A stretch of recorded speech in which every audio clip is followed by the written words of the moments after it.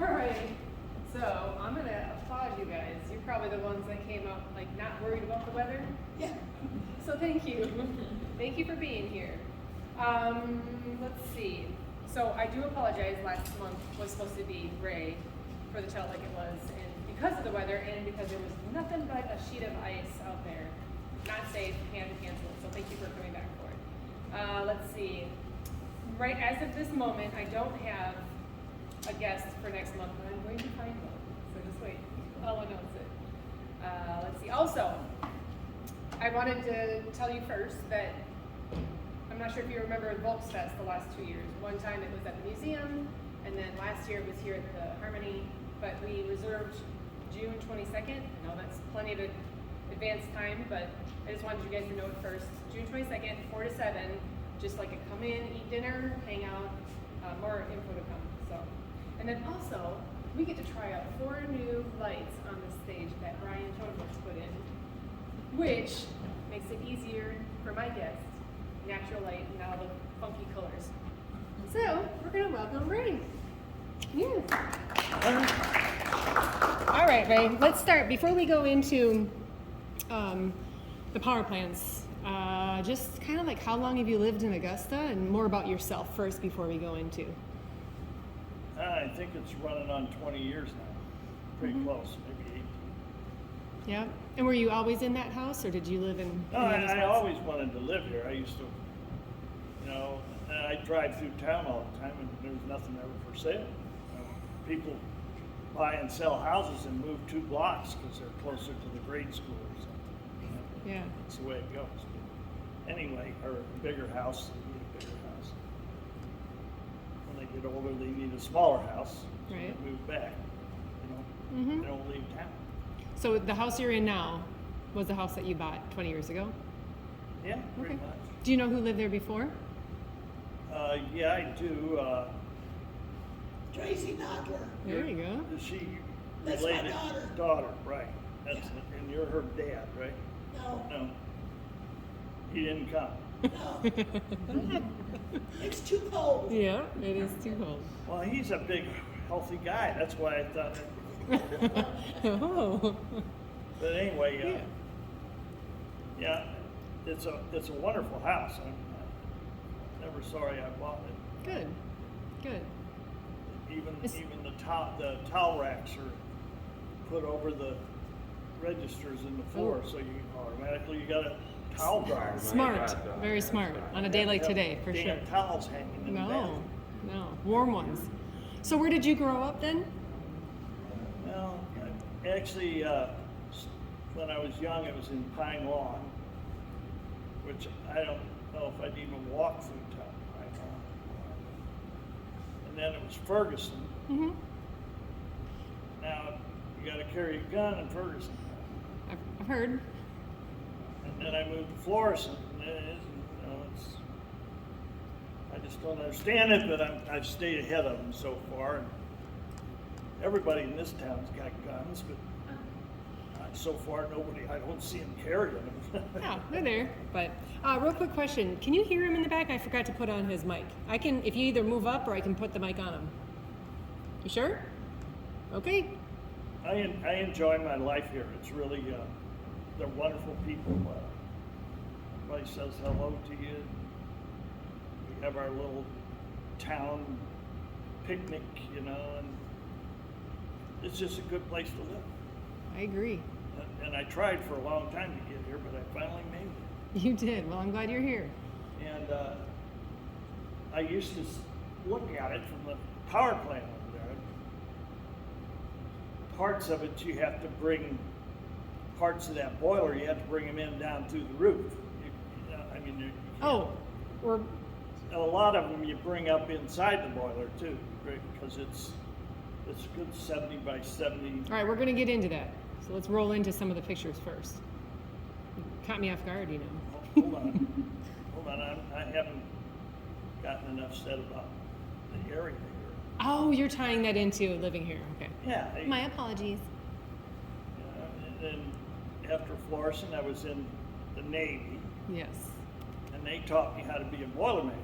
Ah, okay.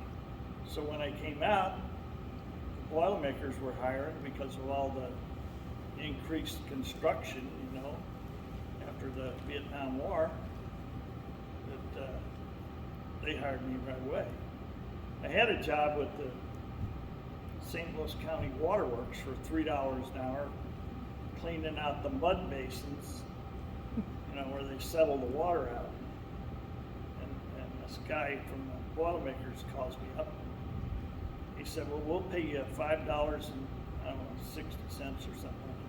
So that was $2.60 raise in 3 days. So I asked him, I said, can I call you back tomorrow and let you know? I talked to my wife about it. So I quit one job or I have another one. He said, well, we got a job for you. And I said, okay, I'll call you up tomorrow. I called him back in about 2 hours. I told him, yeah, I'll come to work for you. And after that, you know, things started happening as far as wages, and it went up pretty quick, you know. We were making pretty good money. And you could still buy a new car for about $2,000, you know, which was really amazing, you know. Yeah. One of them I paid for 90 days, same as cash, you know, which was outstanding way to do it. You know, you didn't have to pay any interest on it. Mm-hmm. But those were the days. Yeah. Can't do that anymore. Well, you never know. Maybe it comes back around. Maybe it can. Maybe. Maybe it can. But anyway, the Navy actually trained me in how to operate a boiler, you know. I didn't build them yet, but I mean, it gives you a good idea when you start building them, how to do it. And at the time, I didn't know you build them upside down. You start at the top and work to the bottom. Huh. Because the weight of the boiler hangs off of hanger rods up in all this structural steel up on top. You put these big rods down and you hang the boiler walls off of it, and all the tubes and everything hangs off of the weight. So it's built upside down by the time, because it stretches. Mm-hmm. It stretches a couple of feet, you know. I'm glad I've seen a picture of that because I know what you're talking about now. Yeah, Should we get you'll there? see pictures of it here pretty soon. I'll tell you about it if you want to start on the pictures. Sure. Yeah. Yeah. Well, we'll just start with some of the places that you have worked. That's a refinery. I think that one might be over in Illinois there, because they over in Wood River, they've got like 3 or 4 different refineries over there, so it's kind of hard to tell which one it is from this, because they all look the same. You know, they all have the same kind of structures and tanks and vessels. Now you've worked at a few in Illinois, correct? Yeah, I've worked at quite a few. Yeah, okay. They have one out in Missouri, but it's way out by Kansas City. We don't actually have any refining capacity in Missouri. Okay. Let's see. But they have a lot of them all over the place. All right. That's Callaway. That's a nuclear plant. I worked there for 2 or 3 years straight in a row. And back then I was making probably 50 or 60,000 a year. And by the time that year was over, I had like 2,000 in the bank. I spent a lot of money. All right. Next one. I've worked at Clark Refinery, but it was over in Illinois. This is one of them, and I worked for Amoco for like 3 years. I think I have that one too. Actually worked for Amoco And Shell. and Shell. I worked with Shell. It's over in Wood River also. Clark, Shell, Amoco, and Texaco. I worked a lot over there. That's Portage de Sioux. I worked there quite a bit. I worked there twice. In 2 years in a row, worked the whole year. They start you out, you're only supposed to work 40 hours a week. By the time you get to the weekend, now you're working 7/12s. Or monitoring 7 days a week, 12 hours a day. The money's good, but it kind of wears you out after a while. And you said earlier that the rivers, that would flood, or was that before they built? Or it had No, we were working out there when it floods often? probably every 10, 12 years. Used to, I don't know anymore. No, it still does, it floods quite often. Yeah, we had, when was that, a couple years ago when our levee broke? Yeah, 17 and so on was the last flood in the local area.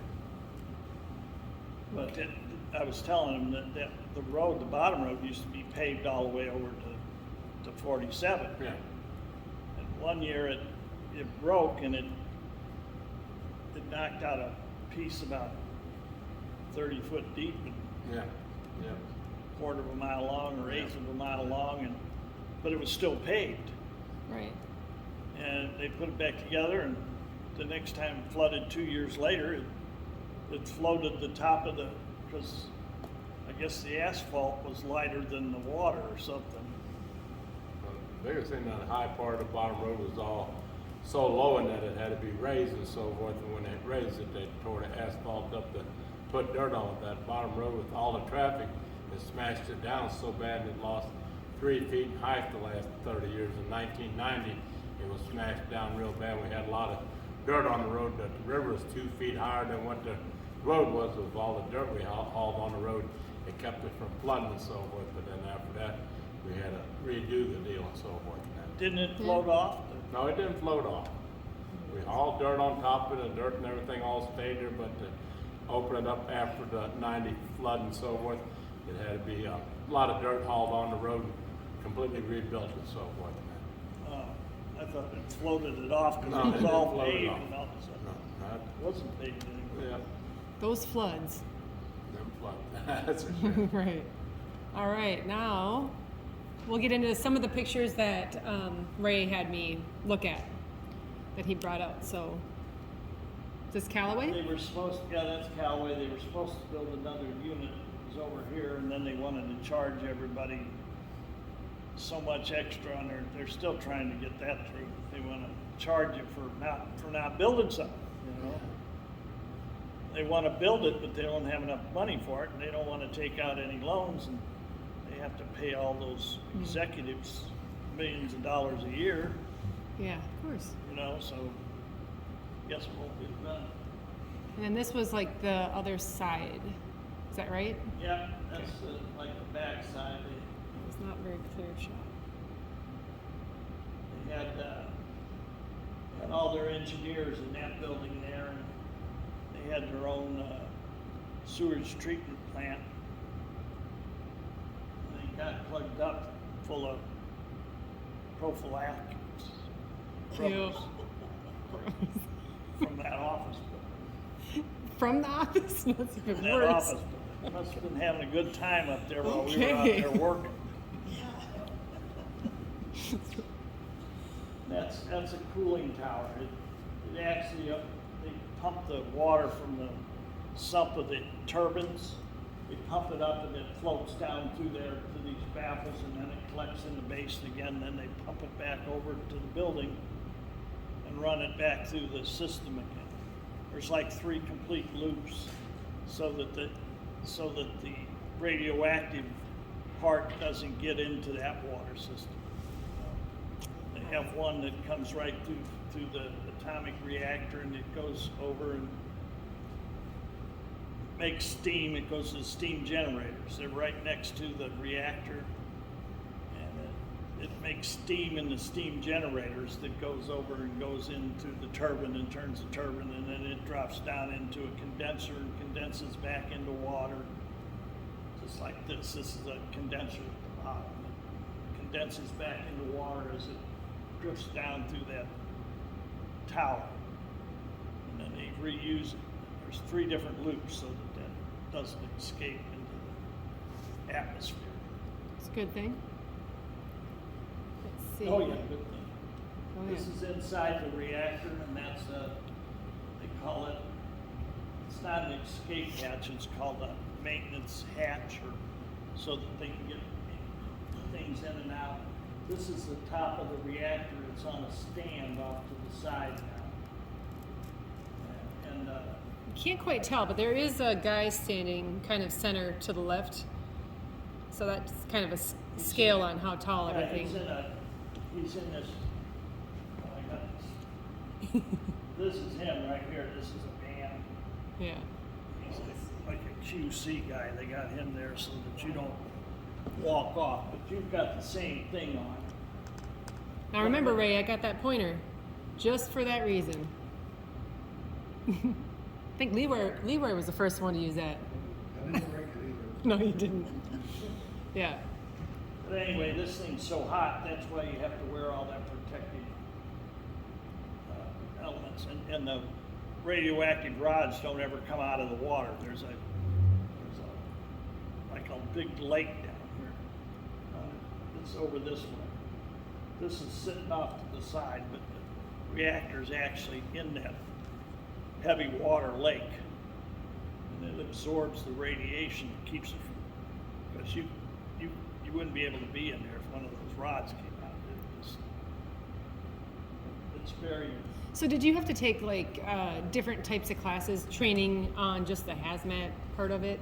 Yeah, they give it to you. And we had them every once in a while, even on a coal-fired unit. Mm. There's certain spots and certain things you had to be aware of. And Like certified in, or just? yeah, the Boilermakers had their own squad of hazmat guys, you know,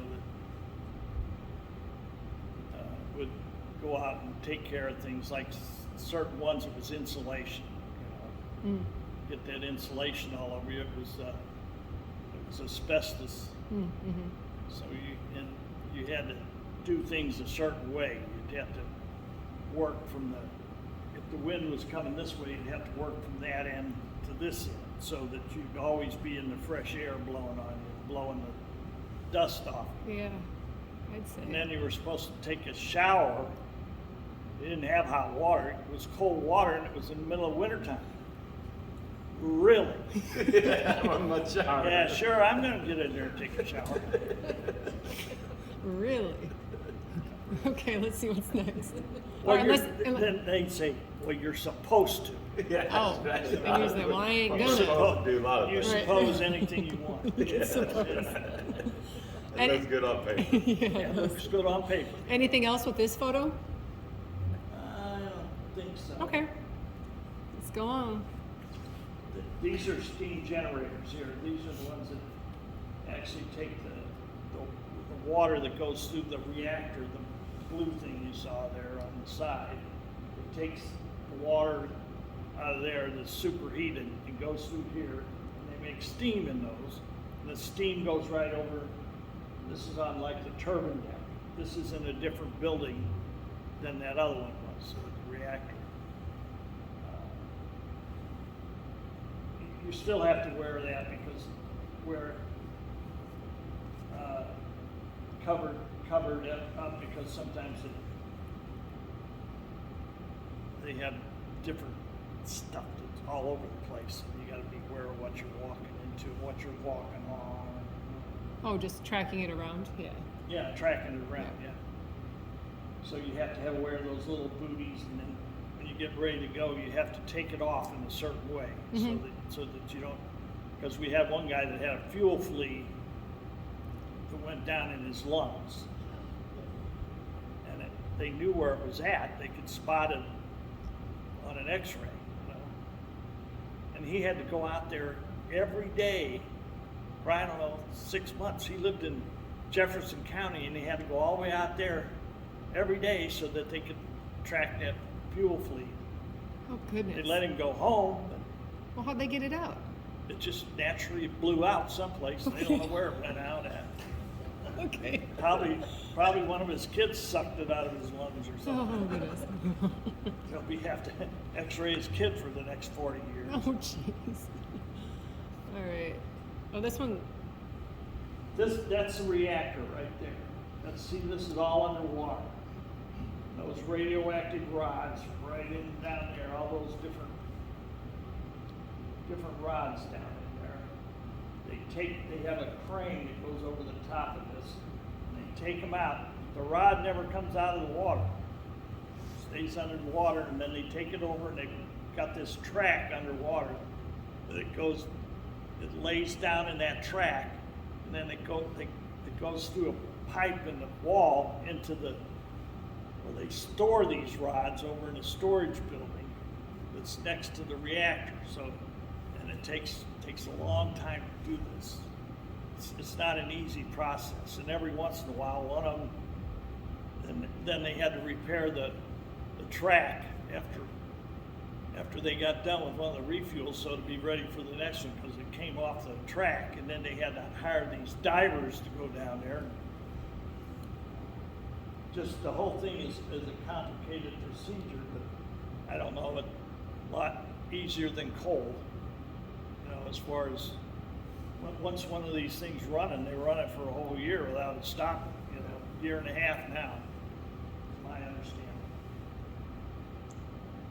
And that's like a vacuum line there that can vacuum stuff up if they get a lot of crap in the bottom. Well, like any other pool. Yeah, Right. I don't know how. Not the same, you're right. I don't know if you can swim in it. No, I wouldn't. I mean, even if it didn't have radioactive stuff in it, it's heavy water. I don't know if you can, how well you can swim in heavy water. I'll skip it. I'm not allowed You'll in there skip anyway. it? Yeah, I'll skip I've it. looked at it. Okay. This is the overhead crane, and it's right over the reactor. They probably got a rod halfway up or down. Then let's see, it goes, I think it goes that way. And to the track, and it's way down under there, and I don't know how How deep, I mean, from what I'm seeing, how deep from where, like, the two guys are standing on the crane down? well, it's probably 40 foot or so. Okay. It's, Yeah. I mean, it's crystal clear water. That's why I'm asking, because, There's nothing in it. There's no dirt, nothing in it. It looks like it's not that deep, but it is. that's why I asked, because it doesn't look. But if you're moving those rods, Let's see but it's that- all done underwater? Yeah, it's all Okay. done underwater. And then you said that track just moves. And there's another building right next to it, the spent fuel room, they call it. But it's got fuel rods that haven't been used too, because you gotta replace them. So we take a spent one over and they put it in a different rack, and then they get a new one out over here or wherever they got them stored, and then they bring that back through and put the new one in here. Can those rods be reused, or you only use them one time? Well, they've extended the life of them somehow. Okay. I don't know how, but I imagine they can take them out, probably all in a machine place where they don't have to, nothing's handled, it takes them off by itself. Because you can put one of those out in the middle of a field and run at it as hard as you can, and you can't touch it. You die before you get there. It's just that dangerous, you know, it's just a radioactive rod. How long is it? How long is the rod? Oh, they're a good 20 feet long, probably. Because they have to lift them out, and they have to take them over and drop them down, and then it goes through the wall, and then it comes up in another room, and then it's the same deal. It has to stay underwater, so they have these like tracks in there that's underwater, and they take the rod in there and then set it on it's like a big maze of different, they take them out and set them in a slot that's empty, and go back for another one. Union Electric people do that. These are all Boilermakers here. They're clean. See those nuts there? That round thing he's working on there, this guy in the middle here? That little round thing. Here's another one right there. Those are nuts that go on top of the studs. And the studs are back over here in these tubes.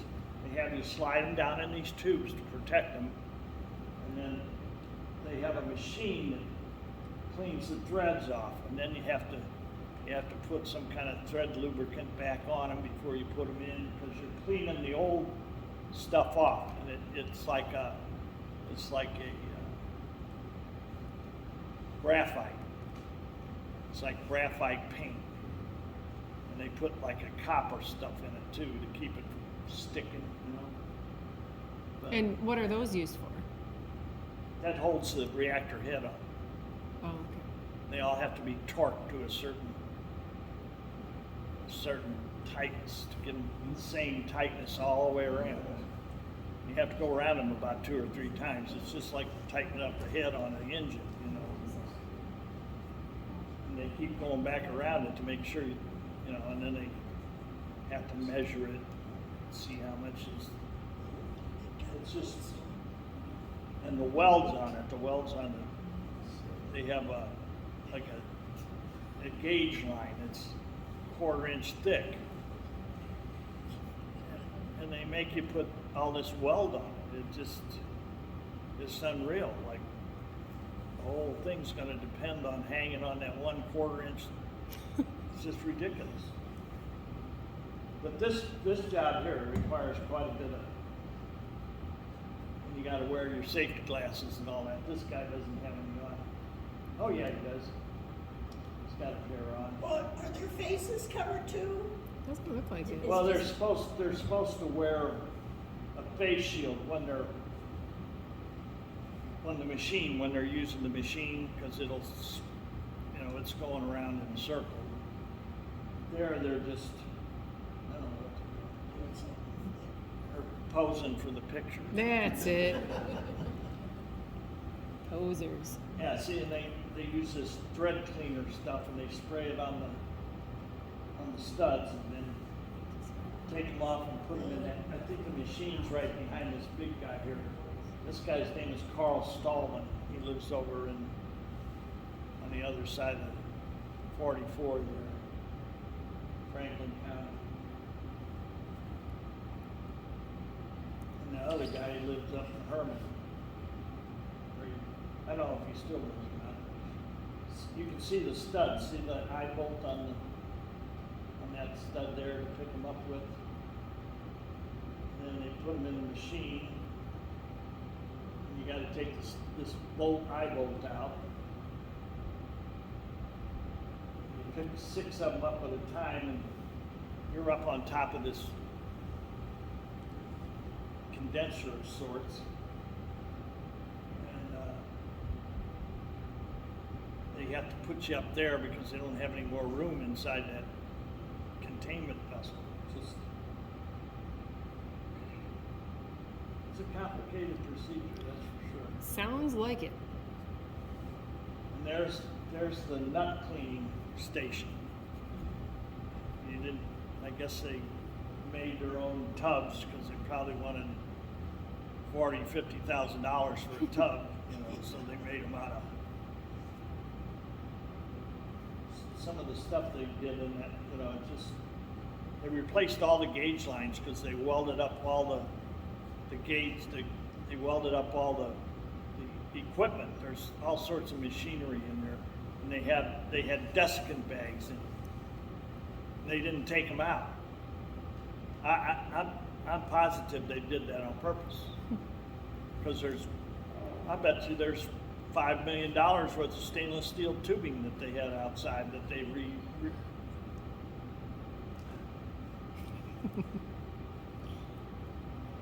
That's a stud cleaning machine. You put the stud on top of there, and this thing slides up around the outside of it and cleans it off, and it's got a vacuum deal on it that sucks all the dirt down and all the radioactive stuff down inside of that. Where does it go from there? Like it vacuums into, and then what do you do with the radioactive dust? They didn't tell me. Oh. They swept it off on the floor. Is that the stuff that lands out on the front of your stoop out there at No, home? that's soot. Okay. That's soot, yeah. I know why the Indians used to make those pipes, you know, out of that red clay. It comes from up in Minnesota. Well, I've got your daughter put those pathways down in that red stone, and a lot of it sucks the dirt out of the air from that power plant. It turns them black. I have to power wash them off every once in a while so that they're pretty red again, instead of, because after about 2 years they turn stone black. You know, that power plant gives off a lot of shit. We don't realize it, but it does. It just, sorry for the word there, but it's, I don't know what you call it, soot. It just gives off a lot. It's in the air, and we're lucky because the wind doesn't blow this way a lot. It still comes up here. A lot of these houses are power wash nowadays, a lot of that coverage from Liberty Power Plant builds up on the buildings. Oh yeah, it does. You ever been to Granite City? Yeah, I've heard it been all right. The white buildings are gray. Yeah, they're right amongst it, all right. I mean, and it just, I've never seen it where it gets any better either. No. So how often do you clean those? About every 18 months when they do a refuel. They were doing them every 12 months, every year for about 6 or 7, 8 years. They did it every year, and now they do it every 18 months. They get a year and a half before a refuel now. Do They've you, somehow increased the capacity to, you know, because it was only supposed to last so many years. And I don't know how they figure it all out. I'm not a chemist or a nuclear scientist. So I just went in and repaired it. how do you stay in the loop now? You know, I mean, but you know some of the detail. Is it something that like you get? Oh yeah, you can read a lot in there about different things that the automakers do.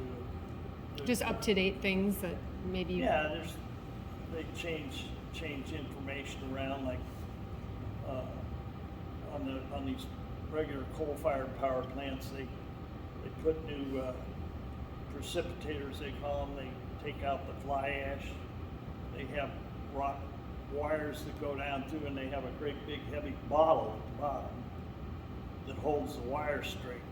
Then they put an electrical charge in the wires, and as the fly ash or the flue ash or the exhaust goes through there, it sticks to those electrical lines, and then every once in a while they pick up that and shake it, called shakers, and they bangs, because there's a lot of weight there. yeah, that's. They for got sure. all these, I don't know, they're about 30, 40 pounds a piece, and you got one hanging from every wire, and there's wires, just hundreds, thousands of them in there. That's just to take the fly ash out. And some of them didn't do very well, so they put different kinds of precipitators on there. Some of them use water, you know, and they spray it, and it takes and then they pump the fly ash out to bottom of the hoppers. You have hoppers underneath, and all that fly ash falls into a hopper. And then they suck it out with these, and pump it out into the yard. If we had a picture of the, I'm not sure. and it comes in a lake, and they take that fly ash and they use it in quick drying paints. Oh, You know, latex paints, Mhm. quick drying paints. hmm. And but it doesn't take very much for a gallon of paint. And they got the acres and acres and acres of Okay. this stuff. One trainload car full of probably do every gallon of paint from here to Pittsburgh. You know? And then they get their own fly ash in Pittsburgh. Yeah. That is that's a turbine from the generators that generate the electricity. The steam goes through and hits those vanes and turns that thing at so many RPMs. It's like a jet engine, only it's a lot heavier. And every once in a while they have, because the steam will cut those, you can see down at the bottom where there's little air slots through there. And some of those don't even, the steam doesn't even hit them, it comes out and it'll cut those. They have to replace them. Really? It throws it out of balance. There's a lot to it. It's not like that. They have to do that even on the coal-fired plants. This is at the nuclear plant. I think.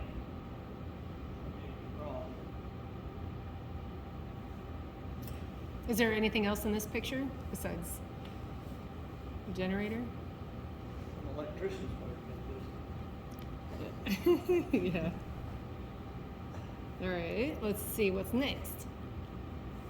This is like Break time. This is where you come in and yeah, it probably is break time, or else it's before you go to work in the morning. It's a chain shack, what they call a chain shack, but it's like a storage area. I mean, some of that stuff you could probably take it back to the tool room, but then you'd have to go get it from the tool room, and it's the other side of the plant or something, you know. So they do it the easiest way they can.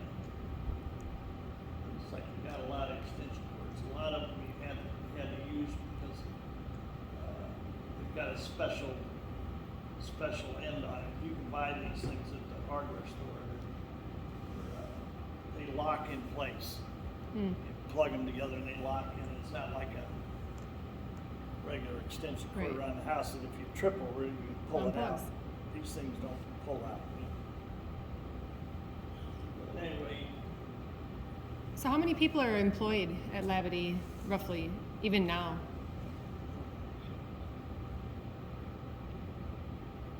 well, I'd say probably 1,000 people. Was it similar to when you were there? Well, when you're there, there's more people there because they're construction workers and they carry their own complement of repair guys. You know, Hmm. but what they're doing stuff like pumps and motors and stuff like that while you're working on the boiler. You know, as far as me now, electricians sometimes they have their own electricians that take care of electrical work, and they have their own plumbers, pipe fitters, and every once in a while you'll see a crew of them. They'll be working on something right where you're working, but they work for.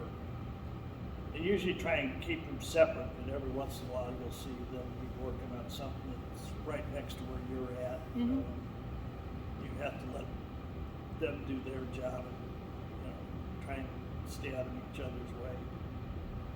I'm sure you guys figured it out. Yeah, they figure it out. Yeah. There's no hassle over it. You don't go in there I and just love fight them every day. Yeah, no, you wouldn't want that. I love the trucker hats. Looks like Trump's eyes there. Yeah, a little bit. All right. You still stay in contact with any of the guys you worked with? Most of them are dead. Oh. This guy here, yeah, I still see him every once in a while. He Okay, works good. for Union Electric Steady. He used to live in Wright City. He still lives up there. That's this is the turbine right here. That's where that part we saw before, that turbine blade, that came out of here. It sits on this.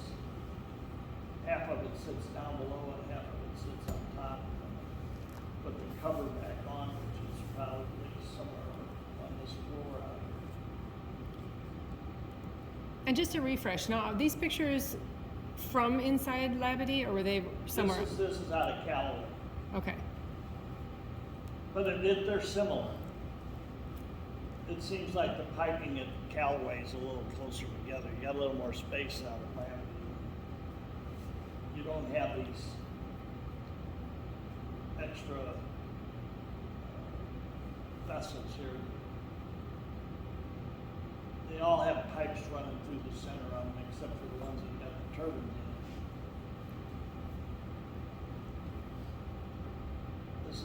This is an auxiliary turbine back in this end back here. You have a high pressure turbine and a low pressure turbine, but they're connected. High pressure turbine, it's just the steam goes through there first, and then the steam goes through here, and they call it a low pressure turbine. The pressure drops down. But anyway,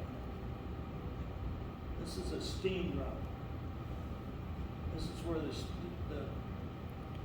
boiler water that's boiling passes through one, the tubes on the side have steam going through. The water comes through and it's supposed to be like a superheater, but it isn't. Superheated steam doesn't have any moisture in it, it's very dry.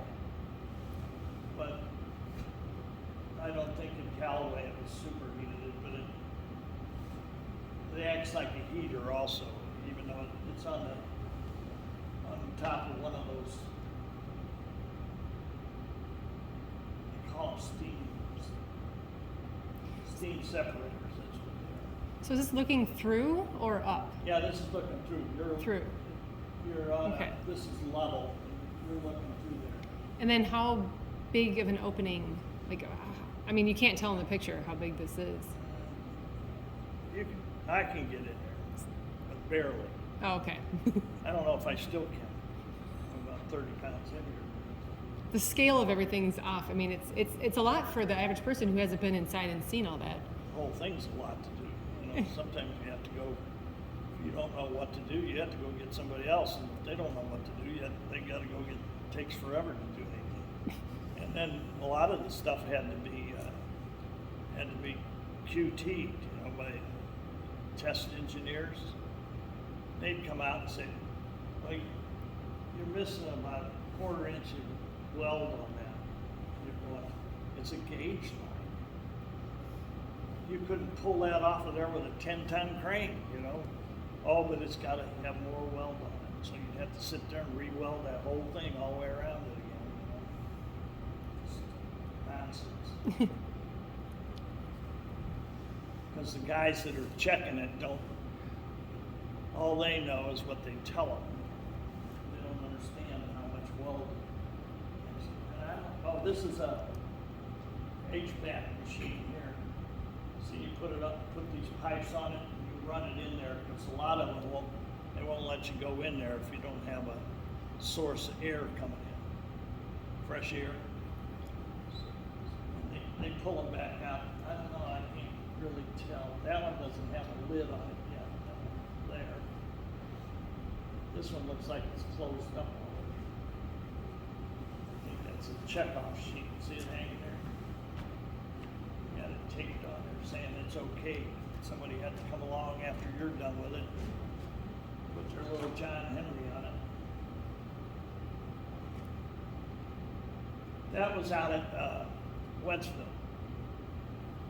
That was the funniest job I was ever on. The cherry pickers would get stuck in the mud all the time, every day. And then they'd have to go get a bigger cherry picker to pull that one out, you know? Yeah, it looks like some ruts. That stuff there is all ductwork. That's a hopper here. It goes the other way around, it goes up this way. It usually has a pipe coming off the end of that. They pump the slurry. They usually turn it into a slurry. They add water to the, and then they pump it out somewhere to a dugout place in the ground, and then where they dump all their nasty stuff at. And then years later, they dig a ditch and let it run into the river. Huh. Typically. So was this an addition or the beginning? This is the beginning of the General Motors plant. Okay. They have boilers there, but they don't use them to make electricity. They use them for heating and air conditioning. Which sounds funny to build a boiler for heating and air conditioning, but they use it as a heat exchanger. They pump the hot air in, and you think somehow they run it through a condenser and it takes water out of it, and it'll it'll actually cool the water. But it's hot on one side and it makes, I don't know how it works, but You're the one in the room that would know. I should. Yeah. I don't. Right? That was it when we first got there. That's the building. What year was this? Let's see. I don't know, about 1980. Okay. Here's a boiler wall laying down on this way. These little boxes here, they got tubes go around and they stick like a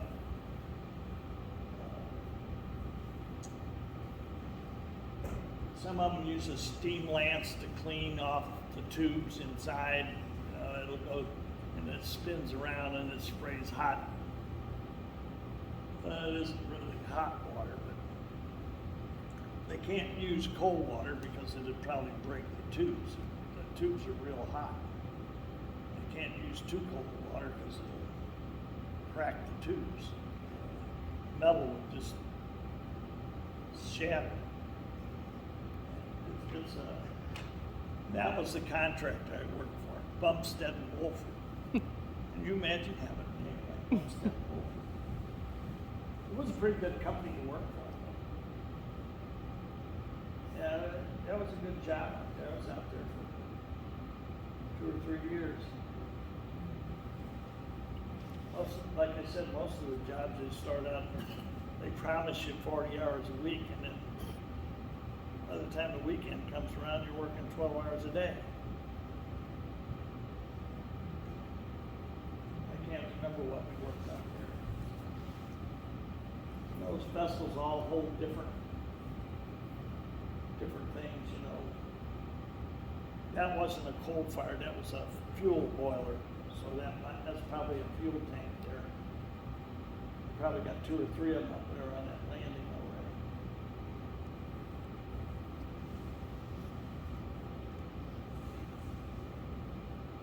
Takes a while to get everything in there, right? You do it slow enough that you don't make any mistakes. I've had some places where they either get the wrong guy doing the job or put a piece of ductwork in the wrong way, and when you get the last piece to go in, you're 3 feet off, you know, and you're going, what the hell happened here? You know? Then you look back and it's a piece of ductwork that they turned it the wrong way. You know, it might be a different angle on one end, and they turned it the wrong way. Well, it'll go together, but when you get down to the final juncture, it's off. One of them out at Lavity, it was like 4 foot off. Ductwork was. And I told them when they were putting it together, I said, we got to turn those 2 little pants legs around. They're backwards. I said, how can you tell? And I said, well, look at the rest of them all the way down. You know, you're building a copy of the one before you. And this pants leg here is going that way instead of going this way. All the rest of them are in line. You know, you're looking down this line and they're all the same. The fan housings are all the same. And they put the pants leg on wrong, and instead of going this way, it's going that way. I said, it's going to be awful. Oh, that's okay. We'll take care of it when we get Just up stand there. over here and wait. Do this. They did all sorts of crazy. Right. We all have. And then, well, yeah, but these cost fortunes. You're right. But they don't care. They stole enough oxygen acetylene gauges on that job at Lavity that everybody on the job had it set. You know? Guys stealing them great big grinders, you know. Great big things. You gotta have 2 hands on it, or if it gets loose, it'll cut your leg off, you know? And they want to steal them by the... I didn't have any use for them. I wouldn't think of taking one. Were there any injuries when you were working there? Oh yeah, there's a carpenter that died. He fell into a pit out by the river,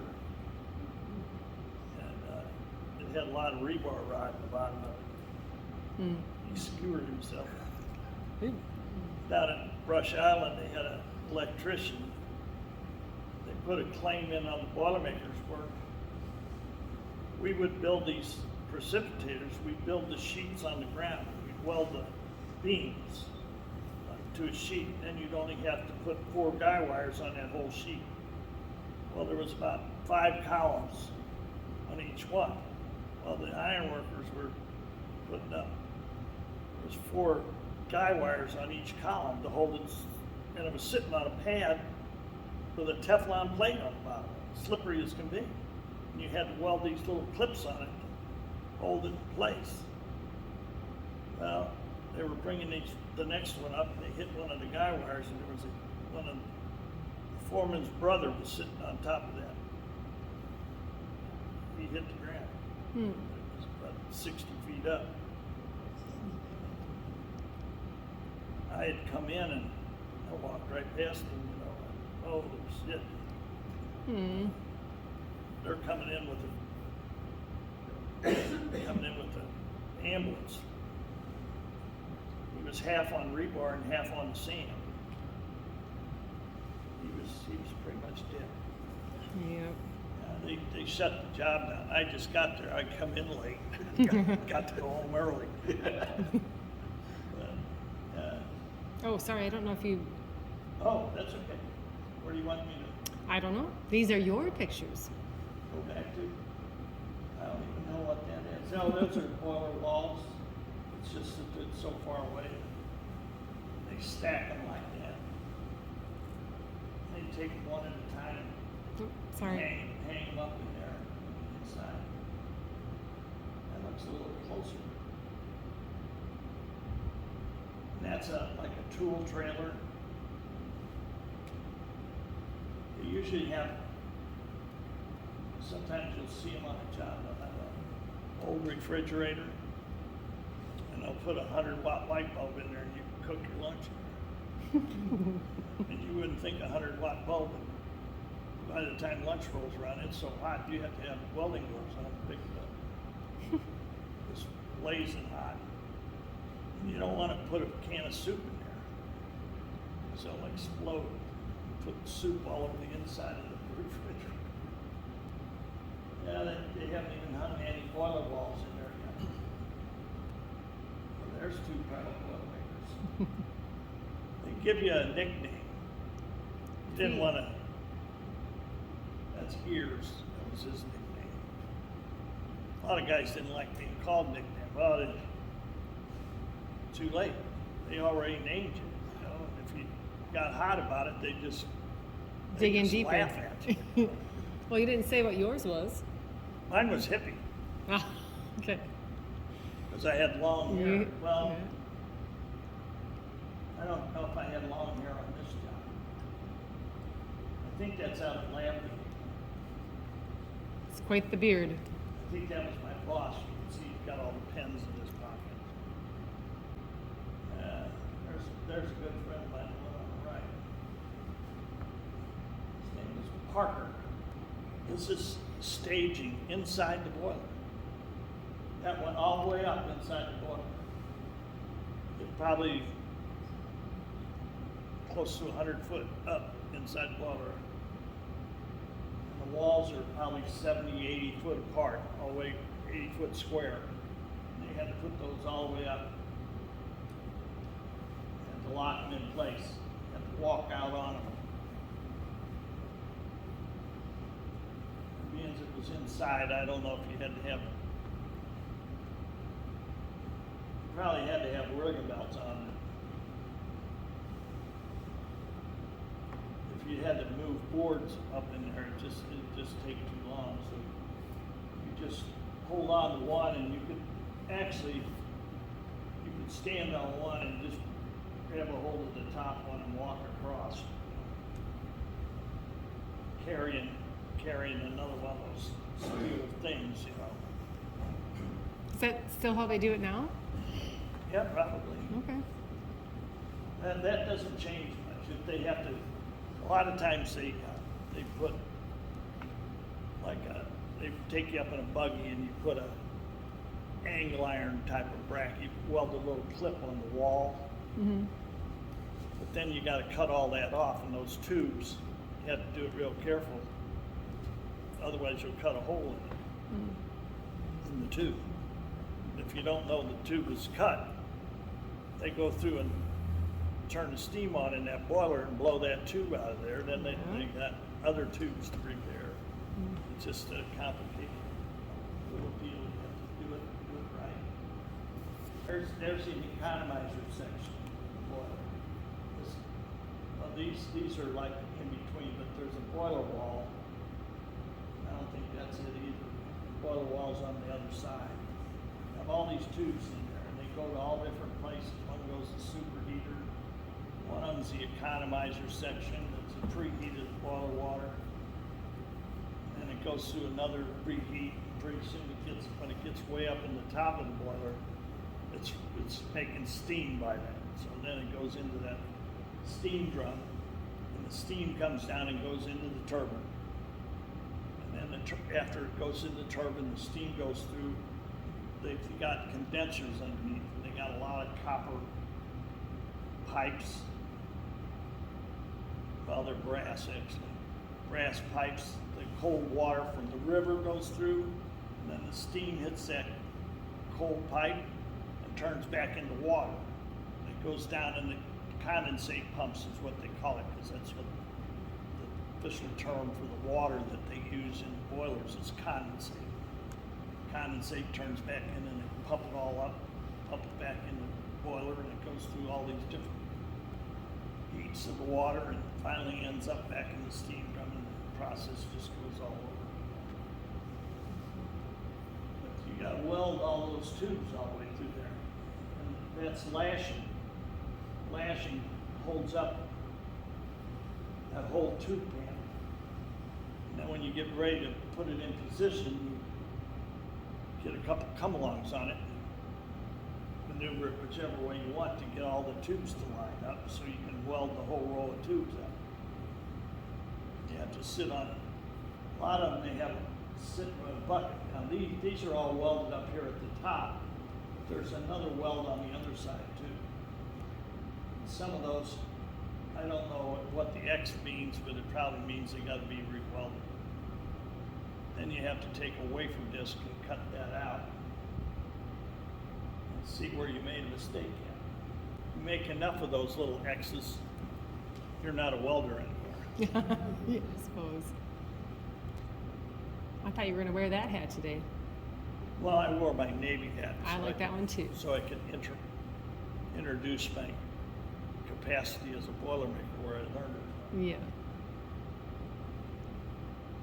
I tried to interest all my grandkids into going into the military, because you always have a nice job when you come out.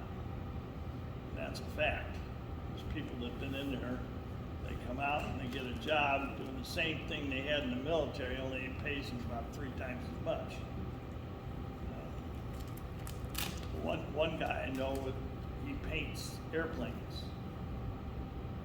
And they were out there, Whiteman out there, they painted them out there, but somehow paint fumes leaked into the office building and they couldn't have the secretaries breathing paint fumes.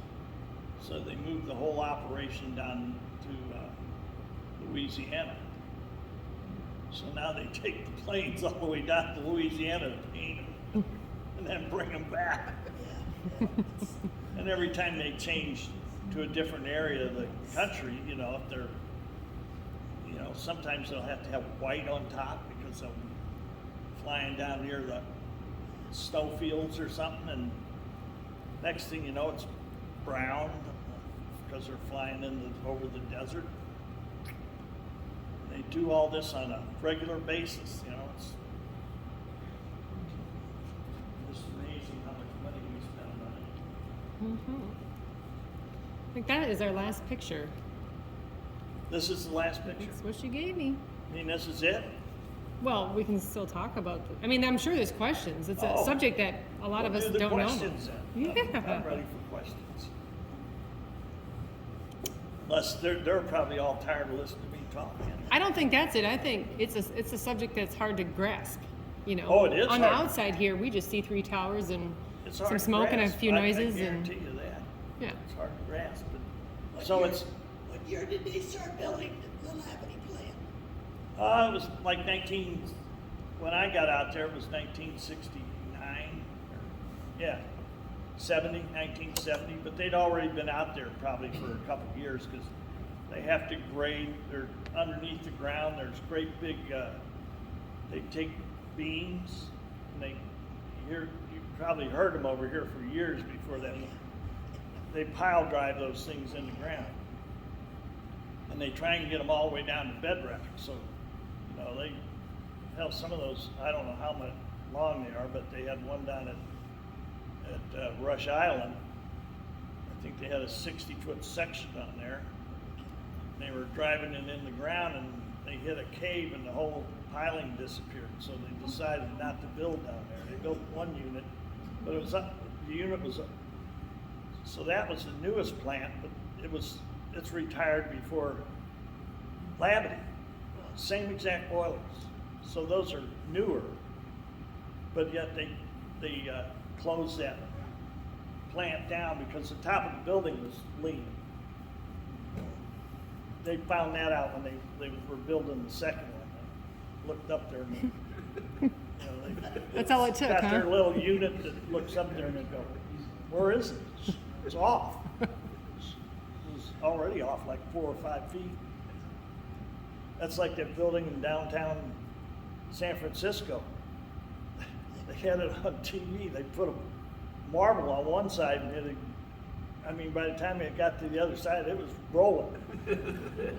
That building was way off. They built them on trash dumps. Oh, yeah, that one. Yeah. A little spongy. Yeah. Yeah, they have to drive these big pilings and then they have to put them, some of them encase them in concrete and they have to put all sorts of embedments on them. They call them, they're little rods that stick and twist and turn so the concrete can stick to it, and then they have to put gravel around those and fill it back in with dirt on top of that and then put more gravel down and all sorts of, to get them to where they can support the weight of that boiler. Because hundreds and hundreds of tons. Yeah, I'd say. How long do they have to wait for it to settle? Is there like a certain amount of time? Well, I imagine they pack it down. It has, they have big tamper things that run on a machine that puts down there and it goes bam, bam. Yeah. Drives it down in the ground and makes sure it's packed down tight enough. Mm-hmm. It usually takes, after they get the structural steel up and the Boilermakers start on it, usually takes a year to get one of them to where they can run it. Mm. And then they'll have some of the crew, and as they finish on one, they start on the next one. So you always have one working, and pretty soon if you got enough guys, you can start working on the rest of them. So it's still, I was out there at Labadee for a good 3 years, and then I'd come back on one of the other units and put all sorts of different stuff on it. Mm-hmm. So I was probably there a total of 4 years at least. Enough I could finish my apprenticeship. Actually, I finished my apprenticeship in 3 years, but it was a 4-year apprenticeship. And it takes you a while to learn all that. No, I'm sure. Yeah. So how many coal plants are in Missouri, and where's the next closest nuclear plant like Callaway? Do you have any idea? Next one closest to Callaway. There's one out the other side of Columbia, someplace up north. I was never on that one, but it's probably like Labadee, 3 or 4 units. I don't even know where it's at, because Kansas City's got probably just as many as St. Louis does. Labadee's the biggest one. Each one of those units in Callaway makes 600 kilowatts an hour. It's a lot of kilowatts. So there's 4 units, so they make 2,400 kilowatts an hour. It's probably close to enough to power most of St. Louis without any help. They usually have one of them being repaired or down. The ones at Portage work probably the best for the coal that they put in them, and they have cyclones on them, what they call cyclones. And they have these big, the coal they put in, they have to go through these bowl mills, and it crushes these. They're great, like great big bowling balls. They go around in this thing, and they just crush the coal as they shoot the coal in this ductwork, and it crushes it, and then it goes up to the next floor and goes into this blower box. They call them cyclones. The air comes in and just blows that coal dust around in a big circle, and they start it with oil, like diesel fuel, and they have burners that they fire in there, and they get that ball of flame going in there, and it just keeps on going around, and it goes out in the boiler. It goes up in the boiler, and it goes. There's a, like I said, there's an economizer section, and where the tubes, actually the tube sheets start up there. The two walls are where the water comes in at and starts up, and then it circulates through this one section. Superheater sections on, I think it's on there's like a slope coming down. It goes down, and they have tubes that go up that hold the tube wall up. And they're about that far apart. So if you slide down, you can actually grab a hold of those, and they'll let you down a scaffold board, and you put a 2-board scaffold on there.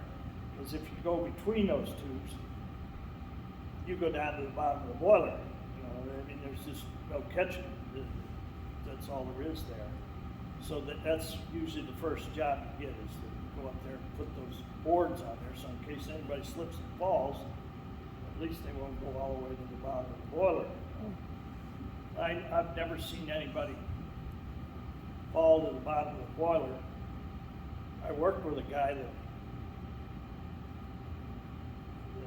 fell pretty far down at New Madrid, and then I worked with him after he came back to work. He lived. It's amazing he lived. He fell about 70 feet, but he fell and hit stuff all the way down. He said he went out, he was hanging on this piece of ductwork, and he said the day before he could reach down and touch this piece down below. Well, they moved that piece. He went down there and he went to step on. There was nothing to step on. Like hanging on a piece of ductwork by your arms, and maybe James Bond could get up. But he didn't make it. He fell, and when he came back to work, they put him with me on the ground. I was working on this big Manitowoc 4000 with, I don't know,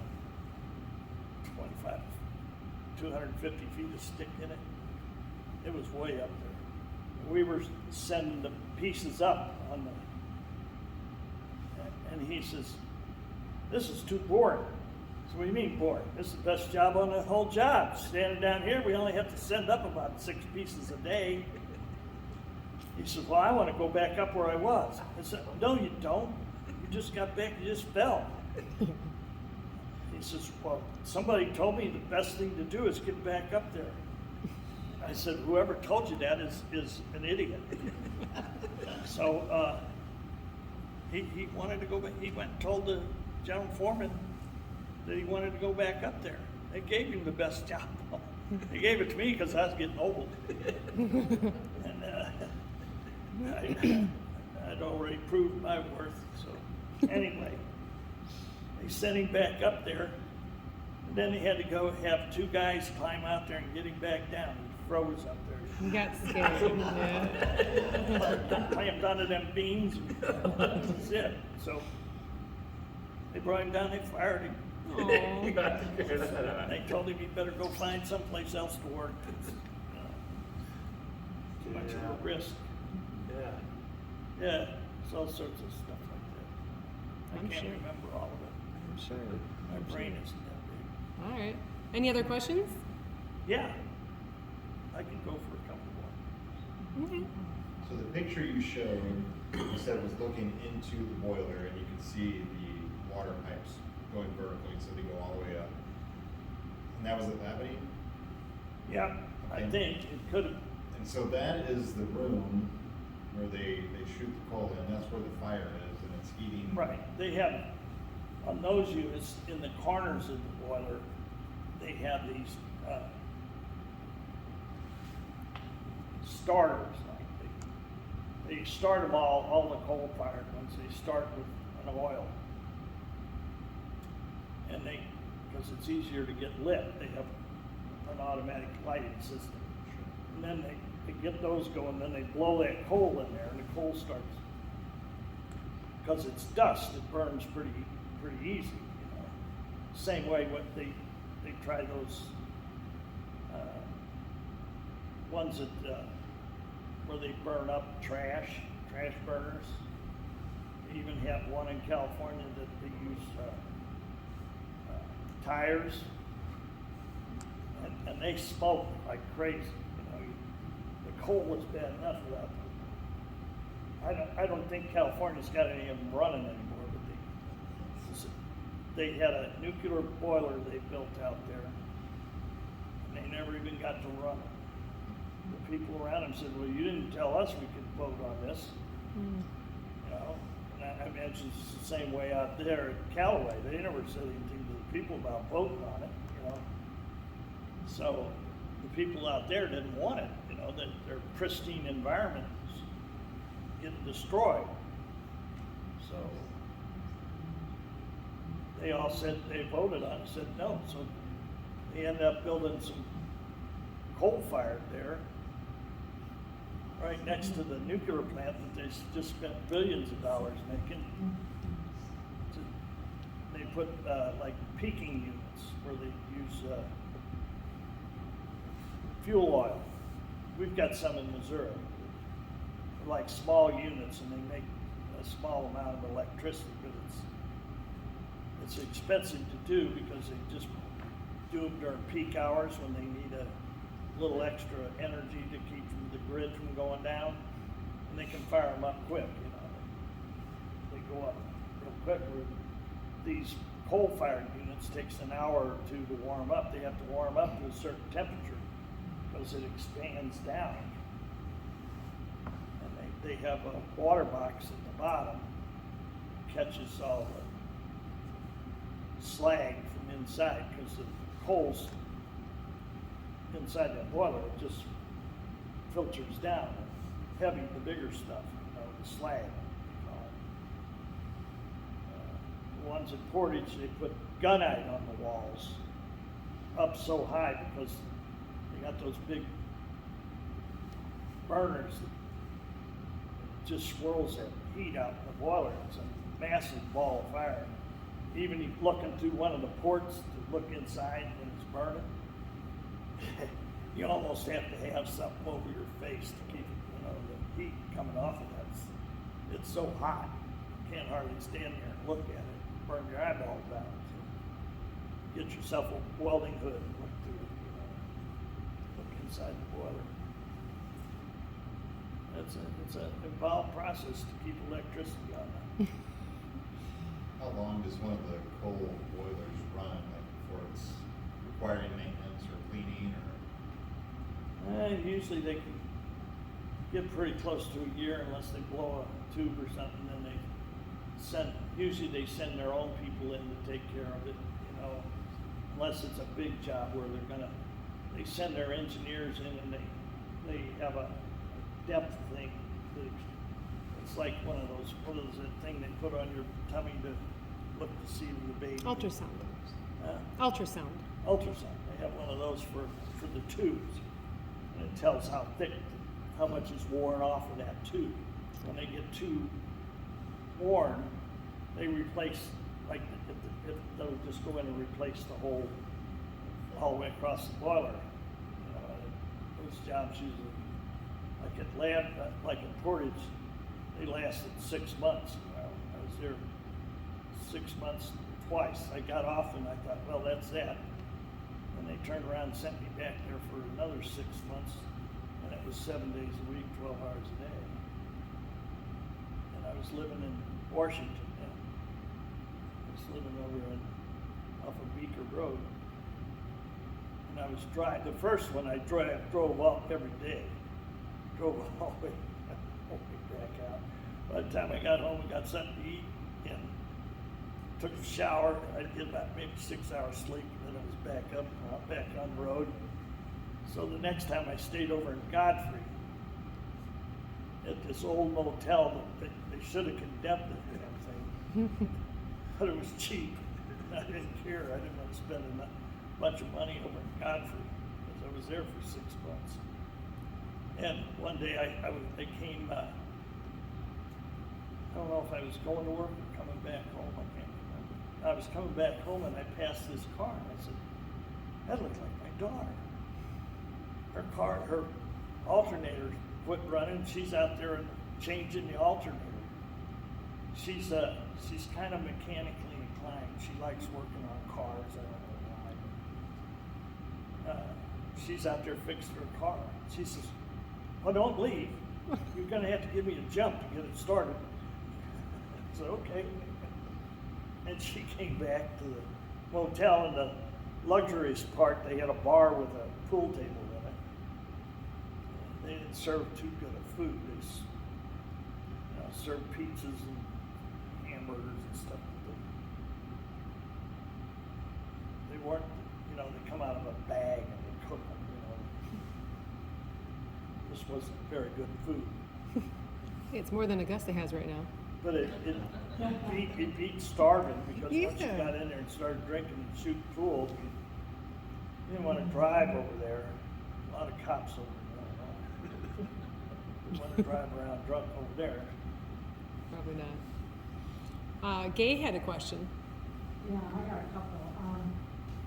What is the best type of power plant to produce electricity, do you think? I'd have to say the nuclear plant. And why is that? It's cleaner.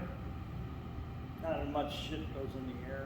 This power plant down here, we would be really upset if we knew how much they put in the air. Good. It used to come out of the Yeah, well, when they built it, I guess they had certain powers that wouldn't let it stop. It's the same way with the nuclear plant. I don't know how they did that in California, but they stopped that one. Because they just got it done, and they said, oh, you can't use it. All that money for it. What was your, I'm sorry, what was your second question? Is there a favorite job that we had out of all the different places we worked? What was the most interesting, or which was the favorite one for you? Well, the one at Amico where I worked in that, because I worked in a lot of oil producing plants, petroleum companies. But working for the company, it didn't pay a lot. It was, you were your own boss. They'd just tell you what job you had to do, and you knew where to go. It didn't take you long. They tell you what piece of machinery it was at, tell you what valve you had to work on, or safety. Safety's leaking up on top of the tower. They tell you which one. You had, they call it block-off valves, which were actually illegal. Had a valve on it. Someone, you'd shut the valve off and it blocked the safety off. So it's the safety. You needed the safety. It wasn't going to work. The safety valve would open up and release pressure inside the vessel. But that was the only bad thing about over there. Well, I went over and worked on this tank, and it was a gasoline tank, and they blew a gasket.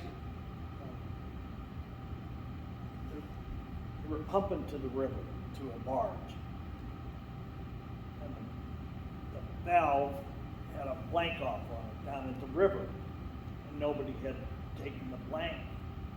What it is, they put between the valve and the line, they put a steel blank down there. And that way, all the time, they don't have to worry about that valve dumping stuff in the river. And then when they get ready to fill the barge, they go down and they call it flipping the blank. You know, you flip, and then on the other side, they have a piece of metal that's the same size, and you just turn it around and slide it down in there, and that allows the fuel to go through. Well, they never flip that. They turn a pump on. Pretty soon they're turning 2 pumps on. Then they're turning 3 pumps on, and finally the gasket blows out. You'd think they'd be smart enough to know that something's wrong, and they don't get it. You know, just as soon blow for them to send somebody down there. It's crazy, but that's the way they did things, you know. And so it would blow the weakest link, and usually it was a gasket somewhere in between the river, and it was usually the gasket that was in the field next to where the tank was at. And the gasoline, you'd be in gasoline up to your knees, and you're changing with steel ratchets on steel bolts that spark. Yeah. So you got to get yourself either wet the tool down to make sure that it doesn't spark, or you go get yourself some brass wrenches. Well, they didn't have any brass wrenches, so I had to use the regular tool and take the nuts out, wet the whole thing down, dump more gasoline on the fire, so to speak. And then take the nuts and bolts out, you replace the gasket, and then you go back over and tell the boss it's done, and because it was a call out. And if you work over 4 hours on a call out, you get paid for 8. Which wasn't bad, because they pay you from the time you leave your house, since it's a call out. Nice. Yeah, most of the time you got double pay and you were there 3 hours, you know, hour traveling. Because I used to live in Missouri, I used to live in Weldon Spring, and I'd drive all the way over to Wood River. It'd take you almost an hour. By the time you got your clothes on and out of your locker, and you had a locker in the locker room, and put on your overalls and coveralls, whichever one. Get out on the job, get your tools, and go over and find out what it is, and then see what tools you needed, and then come back and get them, because your toolbox was where you worked, and where you worked wasn't where that field was at. So, and sometimes they'd have tools on the truck, but sometimes you couldn't rely on it. But anyway, no fire. Good. But I went back next day and changed the same gasket over again, because they never went down to the river and flipped the blind. Jeez. Speaking of river, you told me something about fishing down by where the warm water is. Well, yeah, we made up a basket that we put down the one out of Portage to catch fish, because there was hundreds of them. Thousands of them probably. You know, they'd try and get up as close as they could to that warm water. And some of it was right next to it. Had a cage there.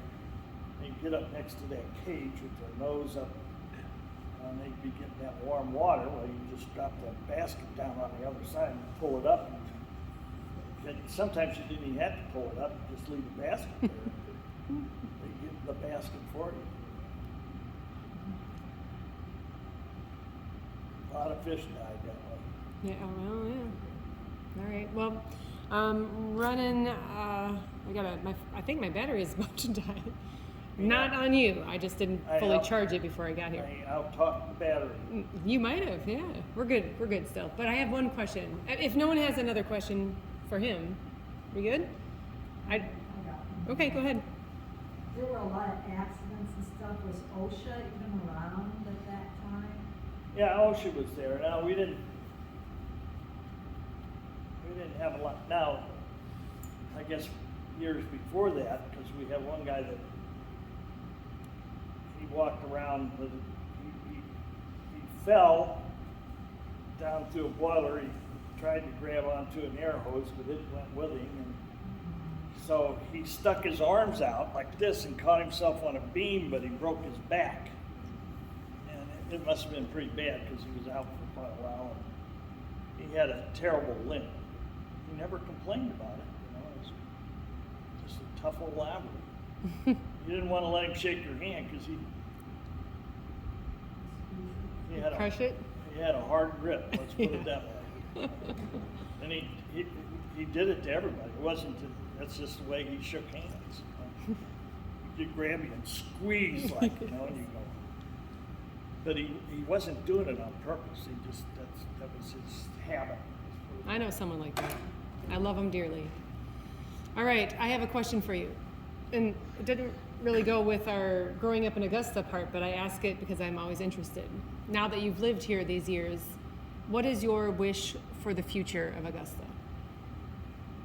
I mean, you know what it's like here. Well, I thought maybe they'd shut this power plant down and keep Rush Island, but it didn't work out that way. All right. For Augusta, no, I want to stay pretty much the same. Sorry about that. A lot of people want it to grow, but I don't know. It's That still one lady that came to the town hall meeting and says, we gotta build more jobs in this town. And I said, well, I said we can talk town council into giving that ground down there to Walmart. We'll build Walmarts and Targets and everything. We'll have lots of work.